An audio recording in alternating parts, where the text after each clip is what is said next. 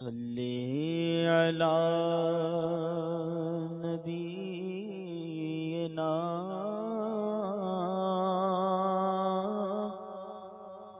صلی علی محمد۔ السلام علیکم ورحمۃ اللہ وبرکاتہ۔ الحمد للہ رب العالمین والصلاة والسلام علی سید المرسلین وعلی آلہ الطیبین الطاہرین واصحابہ الطاہرات امہات المؤمنین وعطرتہ المکرمین المعظمین واولیاء ملت العارفین وعلماء امت الراشدین المرشدین وعلینا معهم وبهم وفیہم یا ارحم الراحمین۔ فاعوذ باللہ من الشیطان الرجیم، بسم اللہ الرحمن الرحیم۔ اقیموا الصلاۃ وآتوا الزکاۃ، صدق اللہ العظیم۔ کعبے کے بدر الدجا تم پہ کروڑوں درود، طیبہ کے شمس و ضحیٰ تم پہ کروڑوں درود، تم سے جہاں کا نظام تم پہ کروڑوں سلام، تم پہ کروڑوں ثنا تم پہ کروڑوں درود۔ اور کوئی غیب کیا تم سے نہا ہو بلا، جب نہ خدا ہی چھپا تم پہ کروڑوں درود۔ کام وہ لے لیجئے تم کو جو راضی کرے، ٹھیک ہو نام رضا تم پہ کروڑوں درود۔ آئیے ہم صبر مل کر حضور اکرم نور مجسم رحمت عالم ارواحنا فدا صلی اللہ تعالی علیہ وسلم کی مقدس بارگاہ میں درود و سلام کا نذرانہ عقیدت پیش کریں اور پڑھیں اللہم صلی علی سیدنا و نبینا و شفیعنا و حبیبنا و مولانا محمد وعلی آلہ و اصحابہ وبارک وسلم صلاۃ و سلام علیک یا سیدی یا رسول اللہ صلی اللہ تعالی علیہ وسلم۔ محترم حضرات، یہ مقدس مہینہ ماہ رمضان المبارک آپ کے اور ہمارے درمیان رواں دواں ہے۔ اس مقدس مہینے کے فضائل میں سے ایک یہ ہے کہ اس مہینے میں نفل عمل فرض کے برابر ہوتا ہے اور فرض 70 فرضوں کے برابر ہوتا ہے۔ یعنی کوئی شخص کوئی نفل عمل کرے، نفلی عبادت کرے تو ایسا ہے جیسے کہ اس نے فرض عبادت ادا کیا، فرض عبادت کا ثواب اسے حاصل ہوگا۔ اور فرض ادا کرنا 70 فرض ادا کرنے کے برابر ہے۔ تو اس لیے اس مہینے میں زکوٰۃ کا بطور خاص اہتمام کیا جاتا ہے۔ زکوٰۃ نکالنے کے لیے اس مہینے کو مقرر کیا جاتا ہے تاکہ ثواب کی زیادتی حاصل ہو۔ زکوٰۃ ارکان اسلام میں سے ایک رکن ہے اور ہر صاحب مال پر زکوٰۃ ادا کرنا فرض ہے۔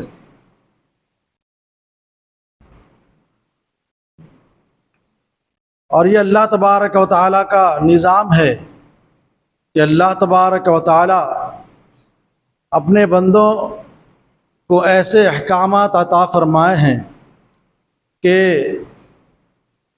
بندوں کے لیے اس میں ہر طرح کا فائدہ ہے۔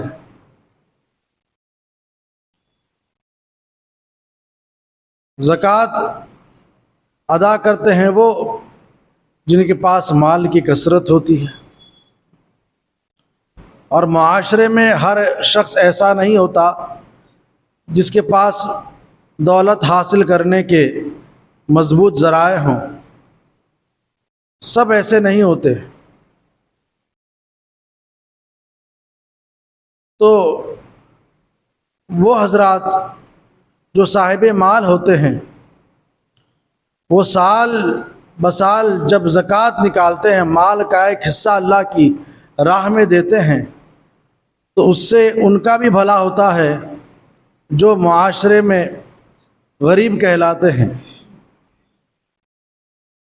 اور یہ مال کمایا ہوا مال ہوتا ہے اس مال کا ایک حصہ، خفیف حصہ، کتنا حصہ فرض ہوتا ہے مال پر؟ 40واں حصہ یعنی 2.5%. صرف اتنا حصہ جو ہے سال میں ایک مرتبہ اللہ کی راہ میں دینا ہے. اور اس میں ہی اللہ تبارک و تعالیٰ کی نہ جانے کتنی حکمتیں ہوں گی. ایک حکمت جو سمجھ میں آتی ہے وہ یہ کہ آدمی جو ہے جب مال کماتا ہے تو اس کی محبت اس کے دل میں پیدا ہوتی ہے، اور جب مال کی کثرت ہونے لگتی ہے تو وہ اس کو محفوظ کرنے لگتا ہے. یہاں تک کہ ایسا بھی ہوتا ہے کہ جب مال کی کثرت ہوتی ہے تو بندہ اس کے مصرف میں استعمال کرنے سے بھی بخل کرتا ہے اور جمع کرنے کی فکر کرتا ہے، جمع کرتا رہتا ہے. تو لہٰذا یہ مال جو ہے دل میں محبت پیدا کرتا ہے، اور اس کی بنیاد پر 2 امراض پیدا ہو جاتے ہیں، ایک بخل اور ایک حرص. اور جب آدمی بخیل ہو جاتا ہے، جب حریص ہو جاتا ہے، تو پھر نہ وہ دوسرے کی مدد کرنا چاہے گا، نہ دوسرے کا بھلا کرے گا، بس مال جمع کرنے کی فکر میں رہے گا. تو یہ دونوں بیماریاں ختم ہو جائیں، اس لیے اس کا ایک بہترین ذریعہ زکوٰۃ ہے.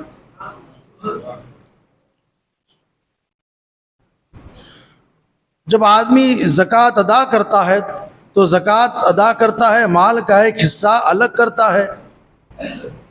تو ایسا نہیں کہ اس کا مال کم ہو جاتا ہے، اور جب زکوٰۃ ادا نہ کرے تو آدمی یہ نہیں سمجھ سکتا کہ زکوٰۃ ادا نہ کر کے میں بڑا مالدار ہو جاؤں، کیونکہ حضرت عائشہ صدیقہ رضی اللہ تعالیٰ عنہ سے روایت ہے، فرماتی ہیں کہ رسول اللہ صلی اللہ تعالیٰ علیہ وسلم نے ارشاد فرمایا کہ جس مال کی زکوٰۃ ادا کر دی جاتی ہے وہ مال جو ہے محفوظ ہو جاتا ہے. حضرت ابو ہریرہ رضی اللہ تعالیٰ عنہ سے روایت ہے، فرماتے ہیں کہ خشکی و تری میں جو مال تلف ہو جاتا ہے، خشکی و تری میں جو مال ہلاک ہو جاتا ہے، وہ زکوٰۃ کی ادائیگی نہ کرنے کی وجہ سے ہوتا ہے. تو جو شخص زکوٰۃ ادا نہیں کرتا وہ اس خوش فہمی میں نہ رہے کہ زکوٰۃ ادا نہ کر کے میں جو ہے اپنے مال کو محفوظ کر لوں گا، بلکہ سرکار علیہ الصلاۃ والسلام فرماتے ہیں، روایت کرتے ہیں حضرت ابو ہریرہ کہ جو بھی مال ہلاک ہوتا ہے وہ مال زکوٰۃ ادا نہ کرنے کی وجہ سے ہوتا ہے. حضرت عائشہ صدیقہ رضی اللہ تعالیٰ عنہ سے روایت ہے، فرماتی ہے کہ زکوٰۃ کا مال جس مال میں مل جاتا ہے وہ اس مال کو بھی ہلاک و برباد کر دیتا ہے. تب کوئی شخص ایسا کیسے سوچ سکتا ہے کہ میں مال کی زکوٰۃ ادا نہ کر کے اور زیادہ مالدار ہو جاؤں؟ ایسا نہیں ہو سکتا. حضرت حسن بصری رضی اللہ تعالیٰ عنہ سے روایت ہے، فرماتے ہیں کہ رسول اللہ صلی اللہ تعالیٰ علیہ وسلم نے ارشاد فرمایا، اپنے مالوں کو مضبوط قلعوں میں کر لو زکوٰۃ ادا کر کے. یعنی آپ نے اپنے مال کی زکوٰۃ ادا کر دیا تو ایسا ہے جیسے کہ آپ نے اپنے مال کی حفاظت کا سامان کر دیا.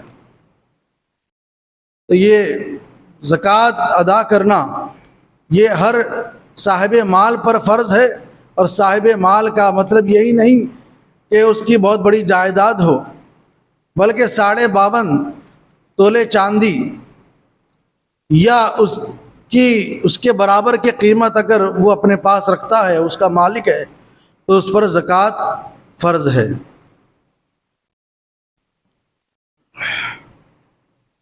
حضرت عبداللہ ابن مسعود رضی اللہ تعالیٰ عنہ سے روایت ہے، فرماتے ہیں کہ رسول اللہ صلی اللہ تعالیٰ علیہ وسلم نے ارشاد فرمایا کہ جو شخص مال کی زکوٰۃ ادا نہیں کرتا وہ مال قیامت کے دن گنجا سانپ کی صورت بنا دیا جائے گا، اور وہ سانپ اس کے گلے کا طوق ہوگا.